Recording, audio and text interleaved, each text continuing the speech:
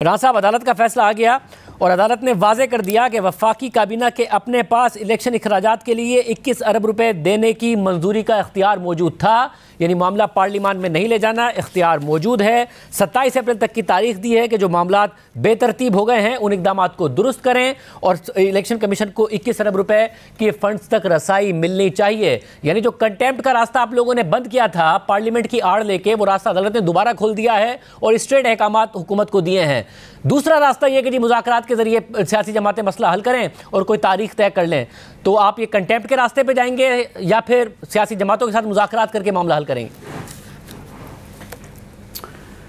देखिए, पहले रास्ते पे तो मैं यकीन नहीं रखता कि पहले रास्ते से मुतल्लक जो अदालत की ऑब्ज़र्वेशन है वो आइनी तौर पे और कानूनी तौर पे या जो रूल्स ऑफ बिज़नेस हैं हाउस के और कैबिनेट के, उनसे मुताबिकत रखती है।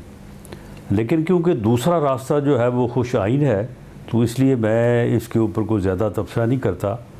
और मेरा ये एक्सपीरियंस भी है और एक सियासी कारकुन के तौर पे यकीन भी है कि सियासतदान जब भी टेबल पे बैठते हैं, गुफ्तगू करते हैं, तो मामलात जो है वो हल होते हैं और वो बेहतरी की तरफ जो है वो जाते हैं। बदकिस्मती है इस मुल्क की कि यहाँ पे इमरान नियाज़ी जैसा सियासतदान जो है वो एक अमर्ज हुआ या जिसे जो है वो प्रोजेक्ट किया गया, वो बैठने पे, गुफ्तगू करने पे, अपने मुखालफिन से मिलने पे, उनसे मामला करने पे, इख्तलाफ राय सुनने, उसका एहतराम करने पे यकीन ही नहीं। मगर राना साहब, आज तो अटॉर्नी जनरल ने खुद ने कहा ना कि जी मौका दीजिए, जिसमें सिराजुल हक साहब की भी उन्होंने बात की कि वहाँ से भी बात आगे बढ़ी है, मौका दीजिए। सिराजुल हक साहब हमारे साथ मौजूद थे, उन्होंने कहा कि वज़ीर आज़म में भी उन्हें फ्लेक्सिबिलिटी दिखी है, इमरान खान साहब में भी फ्लेक्सिबिलिटी दिखी है कि दरमियान का रास्ता निकाला जाए।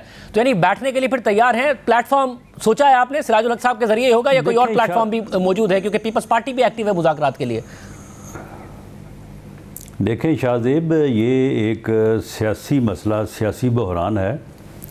ये सियासी तरीके से ही हल होगा। ये किसी अदालती फ़ैसले के ज़रिए से जो है ये हल नहीं हो सकेगा, बल्कि उससे हो सकता है कि इसमें मज़ीद उलझाव आए। तो इसलिए हम तो इस बात के ऊपर यकीन रखते हैं। लेकिन दूसरी तरफ जो साहिब हैं उनके अब क्या ख़यालात हैं, उनके क्या मामलात हैं, वो बैठते हैं नहीं बैठते, वो बात करते हैं नहीं करते, ये आने वाले दिनों में जो है वो मालूम पड़ेगा। ऐसा मगर सिराजुल हक साहब ने से हमने सवाल किया कि आप लोगों का आपस में भरोसा ही नहीं है मुख्तलिफ जमातों का, तो कैसे मामला आगे बढ़ेगा? तो उन्होंने कहा कि कोई गारंटी की किसी की ज़रूरत नहीं है अब कि कोई गारंटी देगा, क्योंकि ज़ाहिर है सब कॉन्ट्रोवर्शियल ही हो गए तकरीबन। इसलिए अवाम के सामने कमिट करेंगी अब सारी जमातें, अवाम के सामने मुज़ाकरात होंगे, अवाम के सामने तारीख और उसका लाए अमल पूरा फार्मूला रखा जाएगा। तो यह आपको फिर काबिल कबूल है अगर आपको उन पर भरोसा नहीं है, उन्हें आप पर अगर भरोसा नहीं है? ये बिल्कुल दुरुस्त है। अवाम के सामने ओपन जो है वो over the table, no under the table बात हो, तो उस बात के ऊपर जो है वो अवाम गवाह होंगे और किसी को फिर ये जुर्रत नहीं होगी कि एक पब्लिक कमिटमेंट जो है उससे जो है वो पीछे हटे। तो इसमें जो है ये मामला इस तरह से जो है वो कोई बेहतरी की तरफ जा सकता है। एक तो ये दो रास्ते, जो कि ये दूसरा रास्ता जो है वो आज कोर्ट ने जो है वो उसकी निशानदेही की है और ये यकीनन एक ऐसा रास्ता है कि जिसके ऊपर चल के इस मसले का जो हल हो सकता है। और दूसरा, आज जो इलेक्शन कमीशन ने जवाब दिया है तो उससे ये भी आलमोस्ट क्लियर हो गया कि 14 मई को तो इलेक्शन जो है वो होना मुमकिन नहीं है। तो अब डेट जो है जी आगे जानी है, तो वो 14 जून भी हो सकती है और 14 अक्टूबर भी हो सकती है। फ़र्क तो 2-3 महीनों का है ना, कोई इतना ज़्यादा फ़र्क तो है नहीं।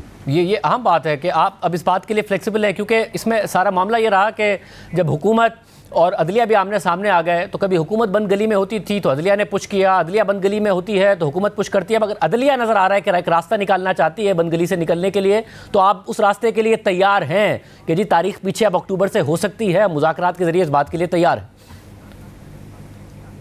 जी, हम तो पहले भी तैयार थे और जब इस पिटीशन की समाअत जो है वो हो रही थी तो उस वक्त भी जो है वो तमाम सियासी जमातों ने, जिस तरह से चीफ जस्टिस साहब ने अब सुबह सबको बुलाया है और ये कहा है कि अपने एथोराइज्ड नुमाइंदे जो है वो भेजें, जो वहाँ पे पार्टी के बिहाफ के ऊपर कोई फ़ैसला करने या बात करने की पोजीशन में हो, तो ये पार्टी जो है ये इसी तर्ज पे जो है सुप्रीम कोर्ट के बेंच के सामने जो है वो मौजूद रही को तकरीबन 6 दिन, और बार बार ये रिक्वेस्ट की कि उन्हें जो है वो सुना जाए।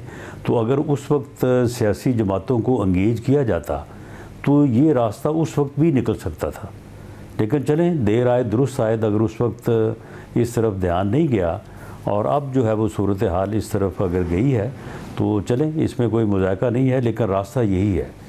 जब तक सियासी जमातें बाहम बैठ के अपने मसाइल को तय करने के लिए डायलॉग नहीं करेंगी, उस वक्त तक ये बहरान जो है ये इसका कोई कंसेंसस या कोई ऐसा हल जो सबके लिए काबिल कबूल हो वो नहीं सामने आ सकता। मगर इस सब में एक बात अहम है कि ज़ाहिर वहाँ से ये शिकायत आती है कि जी हमसे मुज़ाकरात का भी कहते हैं, फिर हमारे लोगों को गिरफ़्तार भी बार बार करते हैं। खान साहब तो कल भी अदालत गए, उन्होंने कहा मेरे पास पक्की इतलात हैं कि ये ईद की छुट्टियों में कार्रवाई करना चाहते हैं, ऑपरेशन करना चाहते हैं ज़मान पार्क में। फिर अदालत ने मना किया आप लोगों के उन्हें हिरासा ना करें। फिर ऐसा तो कुछ नहीं होगा, गिरफ्तारियाँ या हिरासानी ये तो नहीं करेंगे आप? नहीं, अदालत ने तो बिल्कुल मना नहीं किया। अदालत ने कहा कि इसे गैर कानूनी तरीके से हरासा ना किया जाए। तो किसी को किसी मुकदमे में गिरफ़्तार करना जो है वो गैर कानूनी हिरासत तो नहीं होती। तो मामला ये है कि ये तो इसे पक्की इतला थी कि पुलिस ने एक प्लानिंग बना के तो इसको जो है वो इनके बंदों को मारना है, फिर पुलिस के बंदों को मारना है। इसे पक्की इतला थी कि इसे जो कत्ल कर दिया जाएगा। तो ये तो पक्की इतलाएँ तो इसी तरह से होती हैं। जो उसके ज़हन में आता है या जो उसके को कान में बात डालता है उसी को वो करना शुरू कर देता। मगर आपकी अब ये पूरी कोशिश होगी कि बहुत साजगार रहे मुज़ाकरात के लिए, बजाय इसके कि आप ये कहें कि जी हम अदालत की भी बात नहीं मानते, मुज़ाकरात भी नहीं करते, क्रैकडाउन भी करेंगे, ईद की छुट्टियों में मामला बेहतर करने की कोशिश की जाए, बजाय इसके कि सियासी तौर पर मामला ख़राब करने, गिरफ्तारियाँ, ऑपरेशन, इस किस्म की कोई चीज़ ना हो रही हो। ये आप यकीनी बनाएंगे? नहीं, ऐसे जिस किस्म का उन्होंने ये कल कोई दावा किया है परसों, कोई ऐसी कोई सूरत नहीं है। और पहले भी जो है इस बात की कोशिश थी कि ये अदालत में पेश हो। यानी ये तो कोई तरीका नहीं है कि ये अदालत में पेश ही ना हो, ये अदालत में पेश हो। हमें भी पता है कि जब इसको गिरफ़्तार किया इसकी तीसरे, चौथे या छठे दिन ज़मानत हो जानी है, लेकिन हम इस बात को इंश्योर करना चाहते हैं कि ये अदालतों में पेश हो, ट्रायल फेस करे।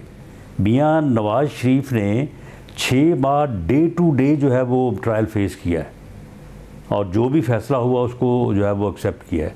ये भी रूल ऑफ लॉ की ये जो है वो इतनी बुलंद बांग जो है ये दावे करता रहा है, तो ये ट्रायल को फेस करे। अगर बरी हो जाए तो ठीक है, बरी हो जाए, और अगर सज़ा होती है तो उसको जो है वो फेस करेगी। मगर मुझे ये भी बता दीजिए कि ज़ाहिर बिलावल भुट्टो ज़रदारी मौलाना फजल रहमान से मिले कि आप लोग राज़ी हैं क्या? मौलाना रेजिस्ट कर रहे हैं कि वो मुज़ाकरात के लिए तैयार नहीं है इमरान खान साहब से, या वहाँ से भी अब है हाँ है कि जी आगे बढ़िए?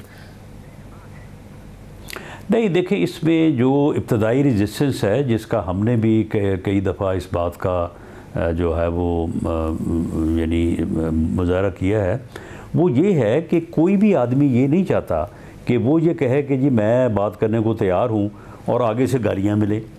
वो फिर उस आपकी पार्टी के लोग, आपके कारकुन, आपके जो कुलीस हैं वही आपको कहना शुरू कर देते हैं कि जनाब आप ये क्या कर रहे हैं, आप खामखा जो है वो गुफ्तगू के लिए और बात करने के लिए जो है वो मरे जा रहे हैं और आगे से आपको गालियाँ पड़ रही हैं। और इसलिए ये जो है वो हर किसी के साथ ये इसने किया हुआ है। तो इसलिए मौलाना जो है वो बड़े मोहतात हैं। वो कोई ऐसी गुफ्तगू, कोई ऐसा तसर जो है वो अपनी कॉन्स्टिट्यूंसी में नहीं देना चाहते कि वो कहें कि जी हम बात करनी चाहते हैं और कल को ये जनाब कहे कि जी मैं तो इन चोरों के साथ, इन डाकुओं के साथ, इन लोगों के साथ मैं तो बैठना नहीं चाहता, मैं तो इनको जो है वो इनसे बात नहीं करना चाहता। तो इसके बारे में या इससे गुफ्तगू की बात करने में सभी मोहतात हैं।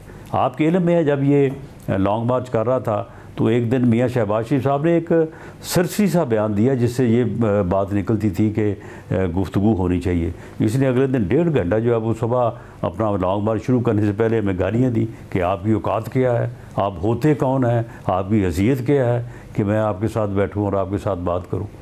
तो ये इसका रवैया जो है वो भी एक रुकावट है।